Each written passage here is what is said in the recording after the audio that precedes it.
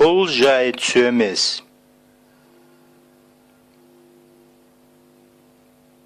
Мұхаммедтің оқиғасы.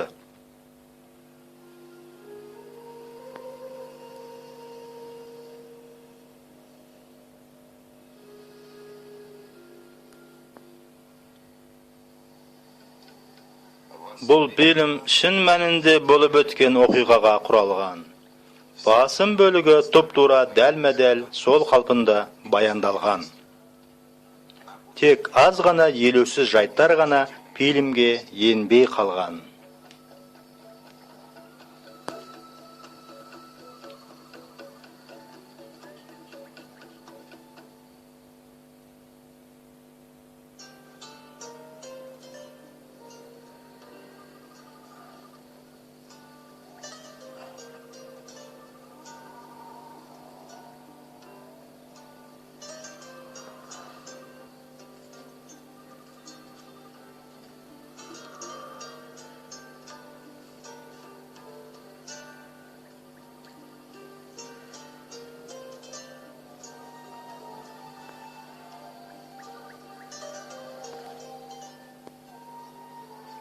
Уланы халқының өмір салты бойынша жанұяның ең кішкентай мүшесі мынамен таңертең ерте бірінші болып тұруға, отын алып кеп табым алды, шыбындар мазаламасын деп от жағуға тиісті болдым.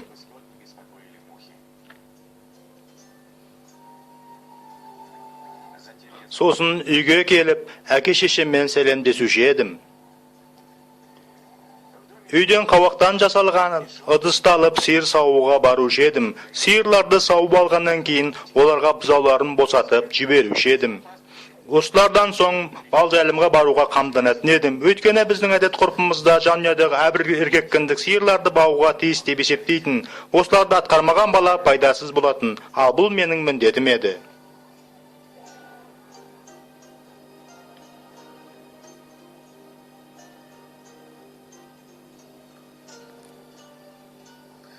Мен өз әкемді өте жақсы көрдім. Сол себепте бәрін онымен бірге істеуге тырыстым. Тіпті ол дұға еткен кезде де онымен бірге дұға етуге тырыстым. Мен өз жүрегімде Құдайға және әкеме ұнамдыны істеймін деп шешім қабылдадым. Өсе келе осы шешімім нығая түсті. Арада 10 жыл өтті. Әке, мен өзіңде әкем барына қуанамын. Баласы әкесінен сұрап алардың бәрінде маған бердіңіз. Дегенмен әке, менің сізге айтар тағда бір өтінішім бар. Ол қандай өтініш, балам? Мен жақсы білім алғым келеді. Мен арабша мектепте Құранды зерттегім келеді. Егерде сіз қарсы болмасаңыз, осыған рұқсат етіңіз. Сені бірдеңе мазалап жүрме? Жоқ, әке. Балам, сенің қалауың маған ұнап тұр. Баушиге барып, Ибрагим шейхтің мектебінде оқисың. Рахмет, әке. Саған Құдай жәрдемдесіп, оның тыныштығы бағыштасын сені. Рахмет, аумин. Барда дайындал. Рахмет, әке, рахмет.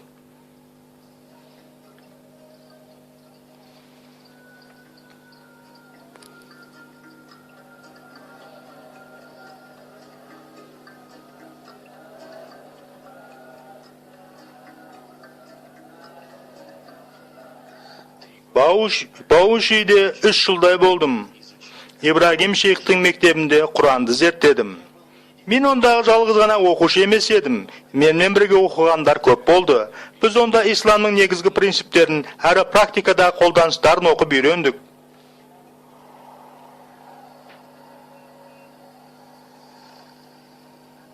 Мен ол жақтан Гамбиге кеттім. Онда 2 жылда исламды барынша нақтылай зерттедім. Тура осы Гамбиде мен Құранды түсініп, тарқата түсіндіріп беруге үйрендім. Сосын Құранды 2 жыл уақыт Майдугурде зерттедім. Зарияға келген кезімде мен арабша оқып, арабша жаза алатын едім.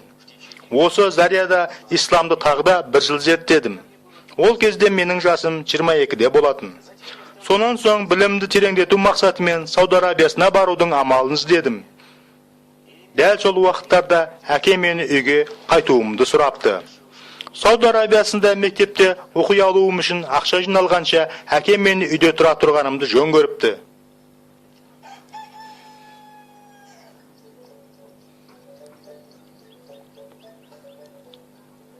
Ал сонан соң жат елге оқуға кетем дегенше мені үйленіп алса екен деген әкеме сондай ой келіпті. Үйге оралуым да осыған байланысты екен. Сол себепті де ешқайда қайтып шыққаным жоқ. Ауыл аймақтың рухани жетекшісі әрі мұғалімі болып алдым.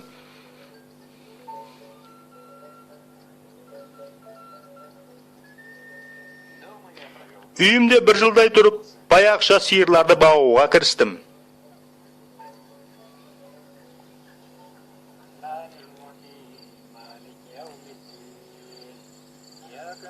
Бір күндері жайымнан оралғасын, бәріміз бірге кешкі намазды оқып, аяқтап, кешкі асымызды ішуге отырдық.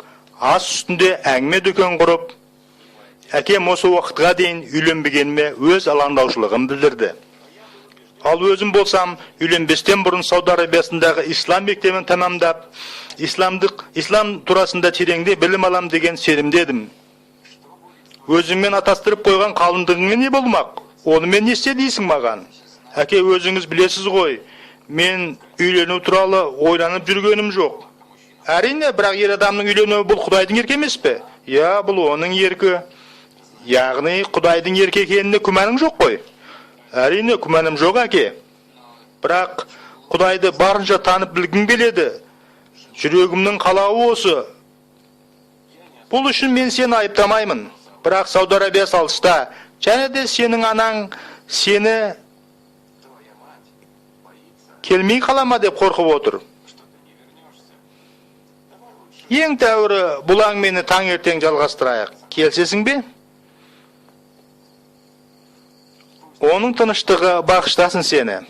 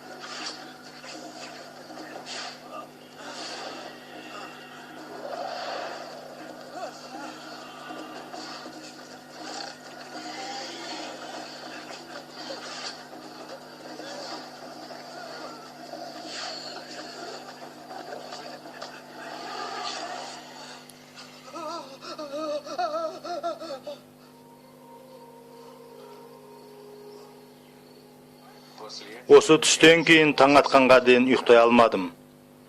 Таң атқанша кереуетімде отырдым.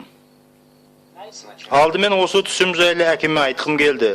Сосын айнып қалдым. Сол күні таңертеңгі уақытта ешқайда шықпастан үйде демалуды ұйғардым. Кешкісін кешкі намазды оқыдық та кешкі асты ішуге отырдық. Ас үстінде әдеттегідей әңгімелестік. Сосын кешкі астан соң ұйқыға бас қойдық. Сол түні тағы да бір түс көрдім.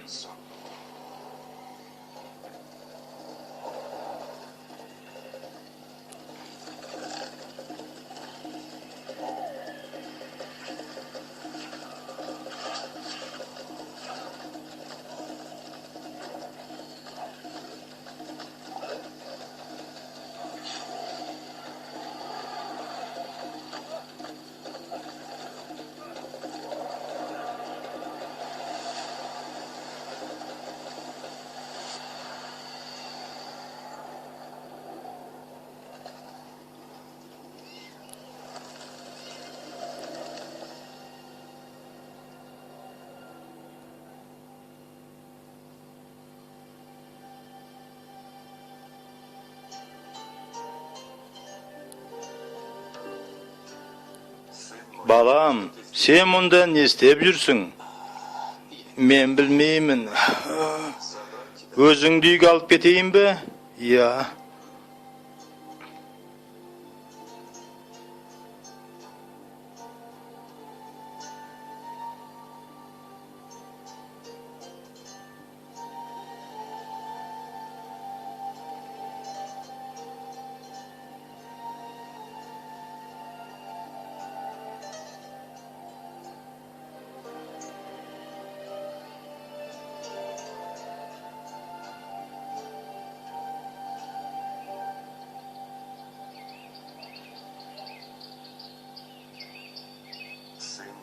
Balam, men özüңді sүйемін.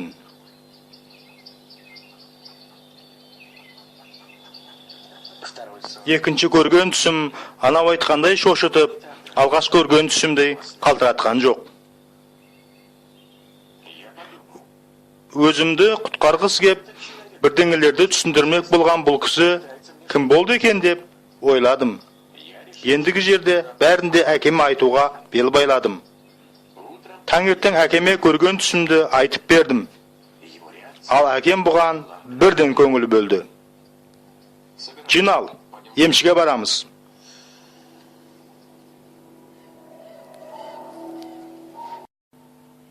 Ал сізде кола жаңғағы бар ма?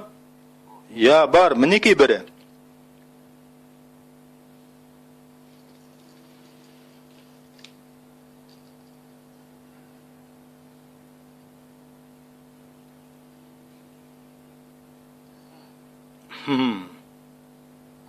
Ашы маған, ашы маған, ашы маған.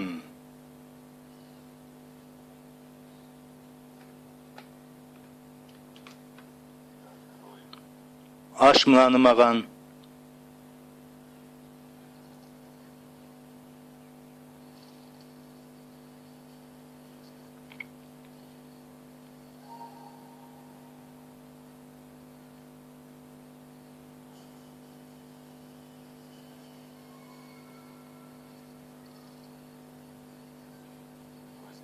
Мынаны ал.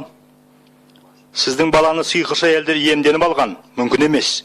2 күннен соң олар мұны өлтіргісі келген. Дер уақытында келгендеріңіз жақсы болды. Мен олармен өзім айналсам.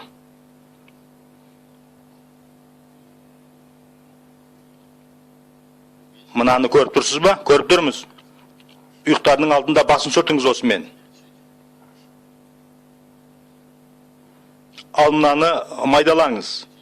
Жақсы. Сосын балаңыз ұйықтардың алдында бөлмесіне тұтатып түтіндетіңіз. Бұл оның ұйқысын тыныш қылады. Ол енді қайтып келмейтін болады. Енді қайтып келмейтін бола ма сонда? Я, ешқашанда қайтып келмейтін болады. Ешқашанда. Жақсы, жақсы. Осымен тәмам. Бәрде ма? Бәрі де. Рахмет сізге, рахмет. Бара беріңдер. Рахмет, сау болыңыз. Сау болыңдар. Мен Лунда. Мен Лунда. Мен Лунда. Мен Лунда. Әке, не болып қалды? Мен тағда түс көрдім. Ол қандай түс? Менің түсімде зұлымдықтар көрінген үлкен шыңырауға секірмекші болдым. Бірінің азу түстері мен ұзын жесірнақтары бар. Ол айтты, егерде шыңырауға секірмесең, онда арт жағында тұрған арыстан сені өлтіреді деді. Шыңырауға секіруге оқталғанымда әлгі ақ киімді кісі пайда болды. Ақ киімді кісі дейсің бе? Я, дәл сол кісі бұрынғы көрген түсімде маған көмектескен. Ол не істеді? Ол менен үйіңе қайтасың ба деп сұрады. Мен я деп жауап бердім.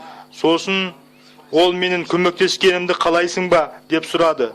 Қайталап тағы да я деп жауап қаттым. Сонан соң ол кісі аяғын шыңырауға созғанда шыңырау жабылып қалды.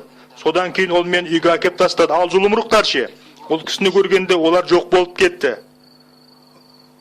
Бар да ұйықта, енді ондай түс мазаңды алмайтын болады. Әке, мен әлі де қорқып тұрмын. Омо, бұл түстерден сонша неге қалтырайсың? Әке, бұл жай түс емес. Әлгі емшінің бергендерін пайдаланда, сосын ұйықта. Қайталап тағы түс көретін болсаң, онда таңертең басқа емшіге барып көрінеміз. Келістік пе? Бар да ұйықта.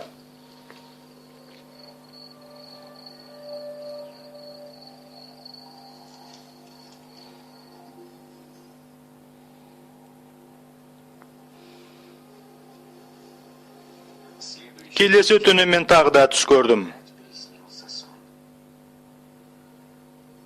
Ал содан кейін бірінен соң бірі 6 түн қатарынан 6 түс көрдім. Сол түстердің барлығында да жалтылдаған ақ киімдегі сол кісі мені зұлым рухтардан құтқарумен болды. Әрбір көрген түсімнің соңында ол кісі маған: балам, мен сені сүйемін, балам, мен сені сүйемін, сүйемін сені деп ылғи айтумен болды. Дәл сол уақыттарда мен түсімде көрген сол кісіні Иса пайғамбар деп, ал оған сенушілер Тәңір иеміз Иса деп атайтынын түсіндім. Сосын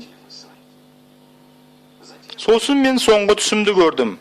Бұл менің 7-ші түсім болатын.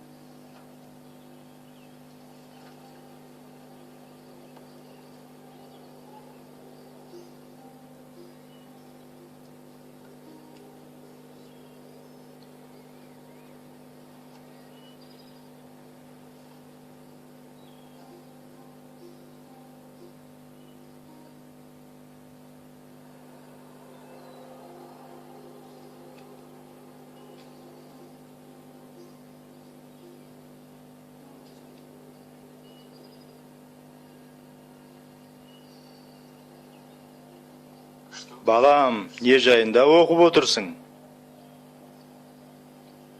Мен түсін алмай отырмын.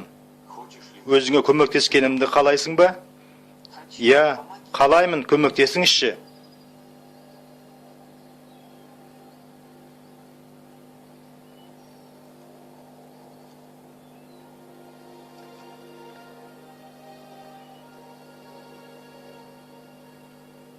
Мұхаммед, мынау кітап Құдайдан. Мұнда оның сөздері жазылған. Мұндағы барлық аяттар жаратушының сөздері.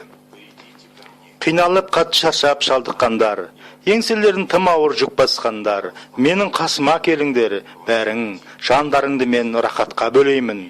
Қамытымды бірге киісіп үйреніңдер өзімнен, өйткені жуас кішіпейілмін шын жүректен. Тыныштық табады сонда көңілдерің. Жол, шындық, шынайы өмір туралы бұрын сонды естіп пең? Ешқашанды естіген емеспін. Жол, шындық, шынайы өмір менмін. Мен арқылы болмаса, ешкімде әкеге бара алмайды. Сіз кімсіз? Сен мені Иса пайғамбар ретінде танисың. Мен саған мәңгілік өмірді беру үшін келдім. Егерде сен мені өзіңнің құтқарушым деп қабылдасаң, онда жаратушының рухани баласы боласың. Жаратушының балалар бола ма? Жаратушының балалары тәннен емес, рухтан туады. Сен Құдайға сенесің бе? Я, мен Құдайға сенемін. Сол сияқты маған да сенім арт.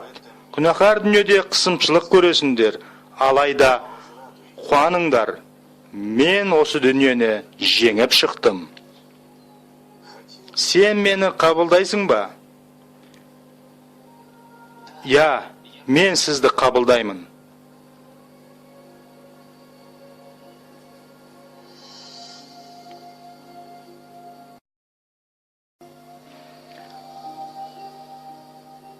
Таңертең ұйқымнан оянғасын көрші ауылда тұратын Исаның жолын қуған сенушіге баруға бел байладым. Оның есімі Джонатан болатын. Мен онымен өзімнің көріп білгендерімді бөліскім келді. Өйткені ол жақсы адам болатын. Өз жүрегімде ол кісіге сенім артуға болатынын сезіндім. Мен онымен өзімді алаңдатқан жайттармен бөлістім. Джонатан мені жақсылап тыңдап алды да Бауыш үйдегі бір уағыздаушыға барып, өз ауылына ертіп келді. Бұл кісі әр жексенбі сайын осы Джонатанның ауылында мінәжат үйінде уағыз айтады екен. Бауыш, мен бар Мұхаммедті шақырып келейін, өзіңізбен осы жерде жолығайық. Я, мен күте тұрайын.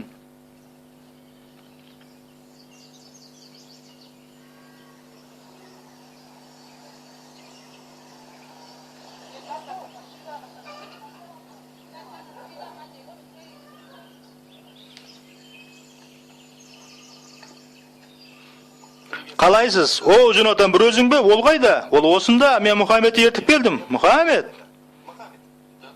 Қош келдің, Мұхаммед. Сәлеметсіз бе? Сәлемет пе? Мен Мұхаммедпін. Досың Джонатан көрген түсің жайлы айтып берді. Мен қазір өзіңе солардың мәнісін ашып беруге талпынып көрейін. Бағушы, білесіз бе? Бұл түстер мені өте шошытты. Қара киінген адамдар бұл түсте мені азапқа салды. Ал сосын әрдайым ақ киімді басқа бір кісі пайда болатын. Ол есім Иса деп айтты. Ол жол шындық, шынайы өмір. Өз арқылы болмаса басқа жол жоқ. Ол өзін қабылдауымды сұрады. Мен уағыздаушыға түсімде көрген оқиғалардың бәрін айтып бердім. Ол бірден Исаны ием және құтқарушым деп қабыл алуыма кеңес берді. Ал қазір сен оның мені қабыл ал деген сөзіне құлақ асасың ба?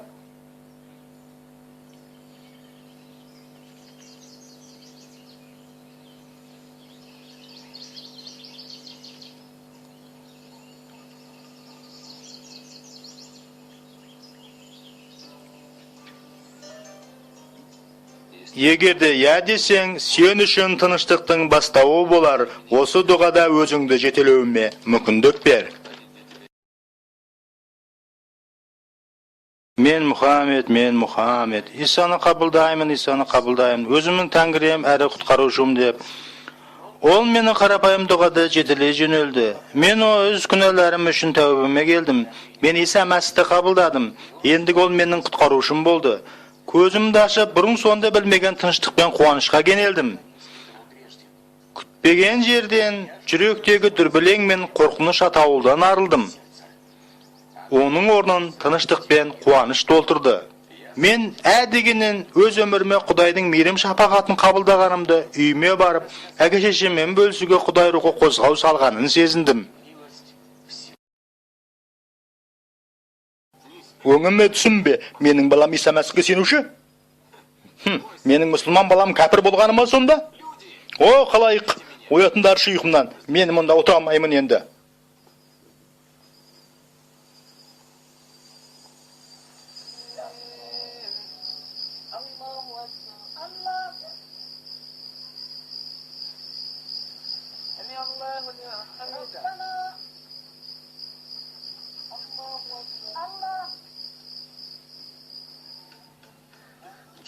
Менімен не жағдай болып жатқанын білу үшін әкем мені бір аптадан соң өзіне шақырып алды.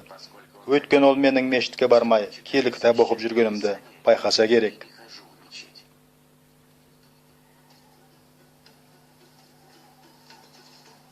Ондай сұмдық біздің әулетімізде ешқашанда болған емес, енді қайтып болмайды да.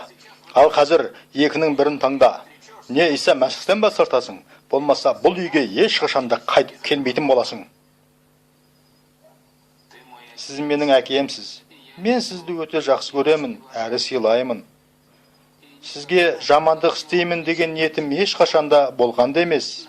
Бірақ шындықты білгім келеді. Сондықтан да Исаның өзі келіп қайда барарымды көрсетпейінше, мен Иса Мәсіхтен бас тарта алмаймын.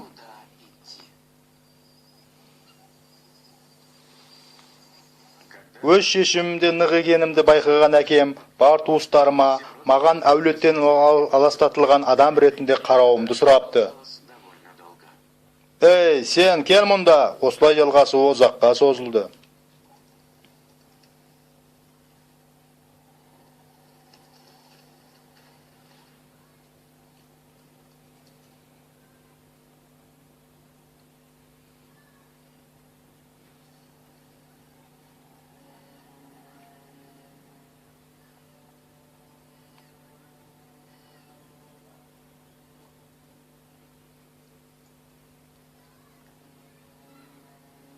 Мынаны алда ішіп қой.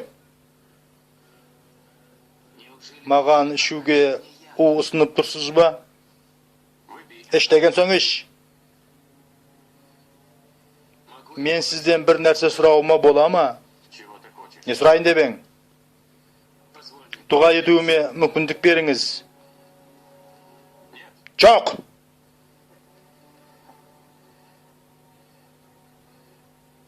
Дұға еткің келсе білгеніңді істе. Маған бәрі бір. Тек мынаны ішсең болғаны. О, пайғамбар Иса, мына уды мен сен үшін ішемін. Менің өмірім сенің қолыңда.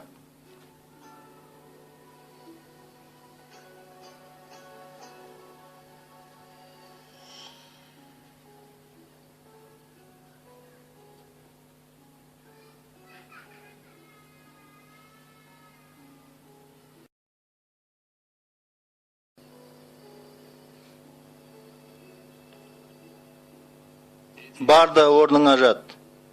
Менің әкем бар туыстарым бірге жиналып, мен өлгесін сүйегімді өзенге суға тастауды ұйғарыпты.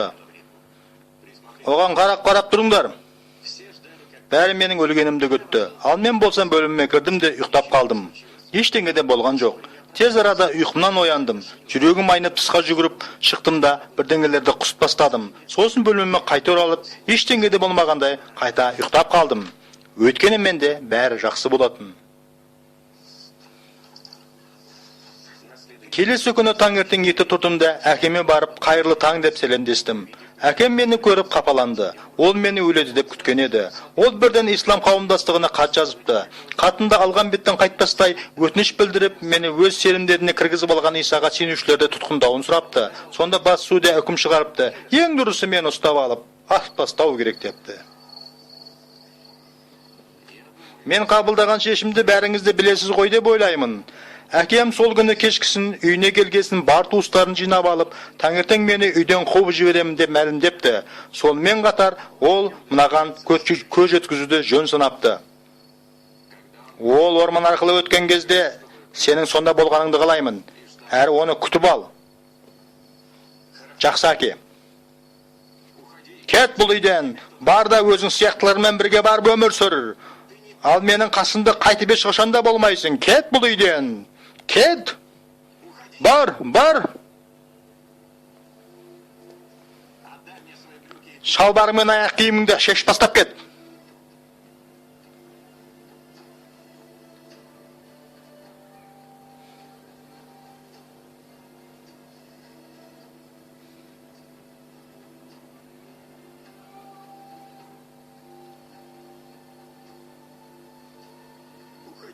Kit.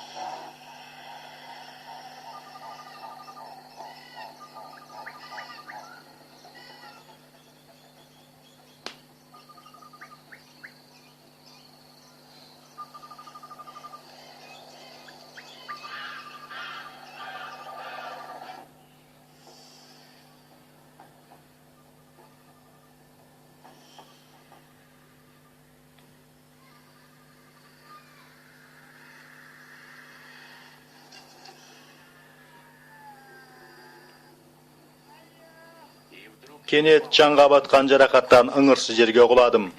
Аяғыма жебе кіріп кетті. Жарақаттың жанға батқанын сонша өліп кете жаздадым. Сосын жебені қарасанан суырып алып тастау керек деп ойладым. Жебе ұшында у болды. Жебені суырып алып тастамасам, денемді у жайлап өлуім мүмкін еді. Сол себепті жебені суырып алып тастауға бекіндім. Мен қансырап жерде жаттым.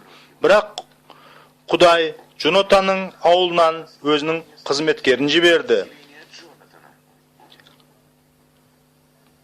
Бұл кісі менің үйімнен алыс емес жерде аңшылық етіп жүр екен. Мен оған болған жағдайды айтып бердім. Ол менің әке-шешем мен туыстарымның маған деген қатынасын білуші еді. Әлгі ер кісі мені жол бойына жақындатып алып келді де жерге жайғастырды. Ал Құдай маған бірден көмектесті.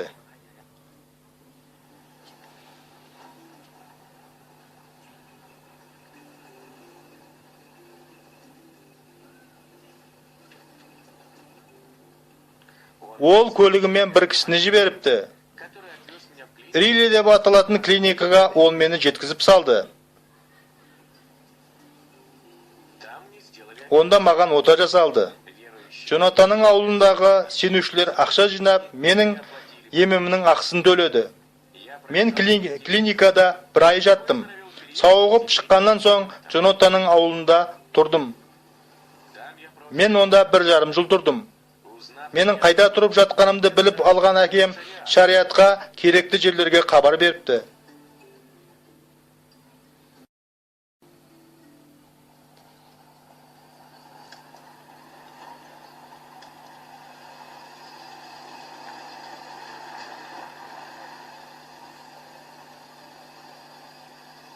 Түрмеде жаза тартып 6 ай отырдым. Мерзім біткесін полиция өздері алып кеп мені әкемнің қолына тапсырды.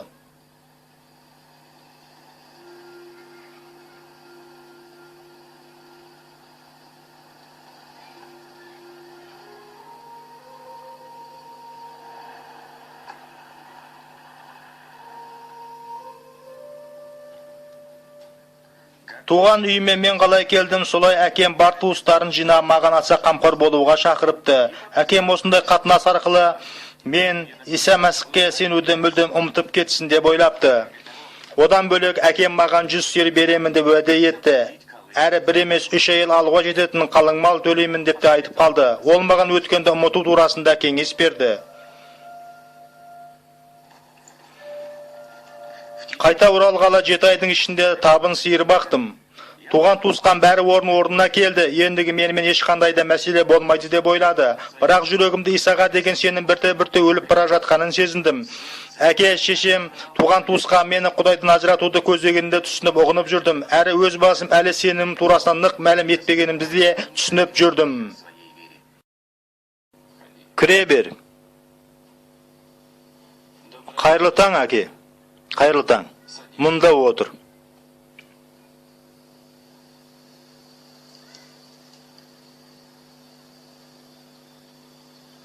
Мен сенің қалыңдығың туралы әңгімелескім келіп еді.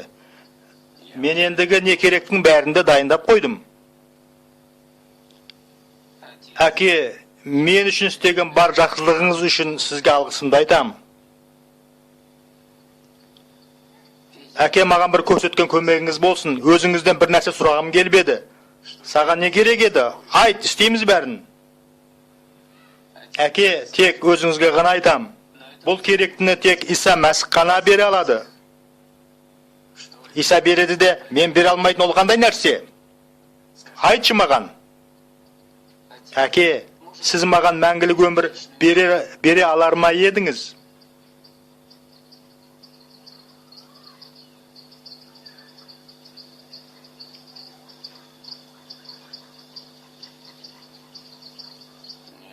Жоқ, қолымнан келмейді бұл. Әке, осы мәңгілік өмірді бере алмағандығыңыздан мен Иса Мәсіхтен бас тарта алмаймын.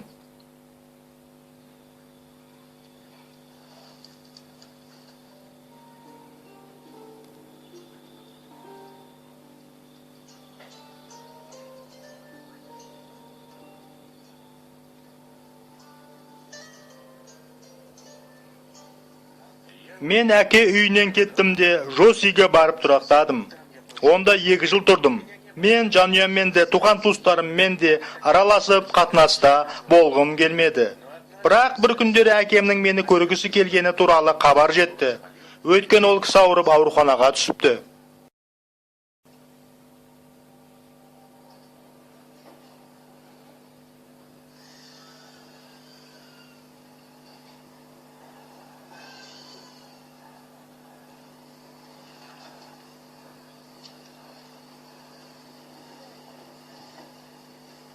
Әке,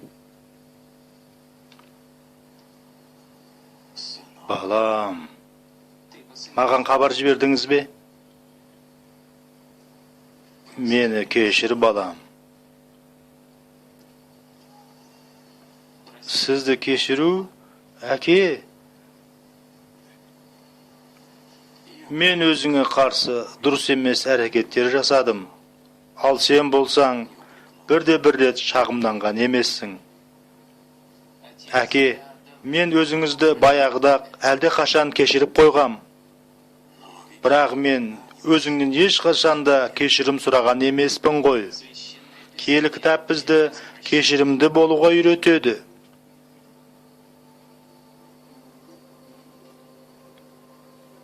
Балам, осы Құдайыңнан мұқтап ұстан. Әке, ол сіздің де Құдайыңыз бола алады. Менің де Құдайым бола ала ма? Түсіне алмаймын. Нені түсіне алмайсыз, әке? Ол мені қабылдайды деп ойлайсың ба? Мен істеген осындай істерден соң? Ол тек сүйіспеншілік. Ол бір нәрсені ғана талап етеді. Ал бұл қанша тұрады? Ештеңе де тұрмайды. Ол сый. Қандай сый ол? Түсінбедім. Бұл сый Иса Мәсіх арқылы беріледі. Қабыл алыңыз оны. Сонда ол сіздің құтқарушыңыз болады. Ол сізге мәңгілік өмір береді. Сіз оны қабылдайсыз ба, әке? Мен осы сыйды қабылдағым келеді. Әке, кәнеки дұға етейік бірге. Жақсы. Менімен бірге қайталаңыз. Жақсы.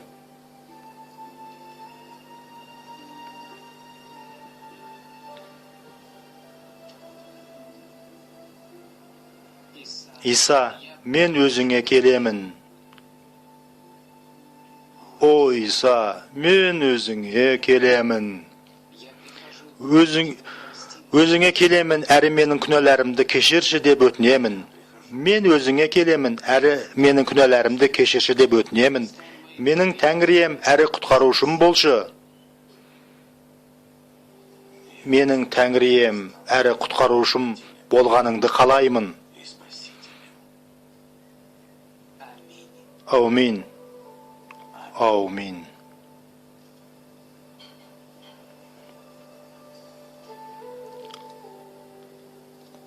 Ал енді сіздің сауығып кетуіңіз үшін дұға етейік. Жоқ, бұл үшін дұға етпей ақ қой, керек емес. Неге, әке? Неліктен? Біздің Құдайымыз сауықтырушы. Мен сауыққым келмейді. Дәл қазір мен Исаға барып, онымен кездесуге дайынмын. Кездесуге дайынмын.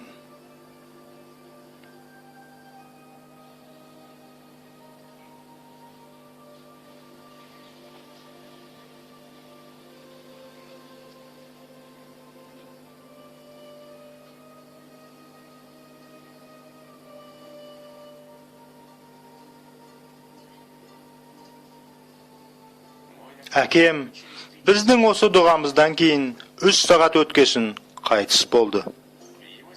Оның жүрегі тыныштық пен қуанышқа толы болды.